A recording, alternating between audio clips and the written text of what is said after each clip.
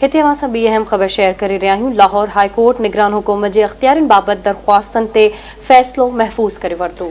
Justice Ali बाकर नजफी जी सरबराही ते ॿधल larger bench कुझु देर बाद फ़ैसिलो ॿुधाईंदी।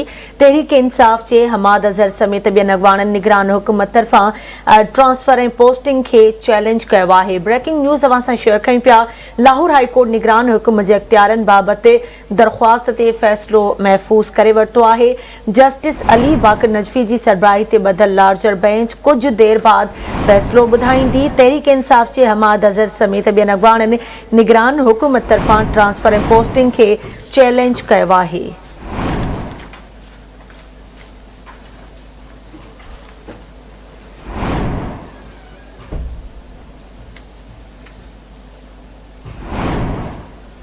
हिते असां हिकु अहम ख़बर शेयर करे रहिया आहियूं। लाहौर हाई कोर्ट निगरान हुकूमत जे अख़्तियारनि बाबति दरख़्वास्तनि ते फ़ैसिलो महफ़ूज़ करे वरितो। जस्टिस अली बाकर नजफी जी सरबराही ते ॿधल लार्जर बेंच कुझु देर बाद फ़ैसिलो ॿुधाईंदी। तहरीक इंसाफ़ जे हमाद अज़हर समेत ॿियनि अॻवाननि निगरान हुकूमत तरफ़ां ट्रांसफर ऐं पोस्टिंग खे चैलेंज कयो आहे।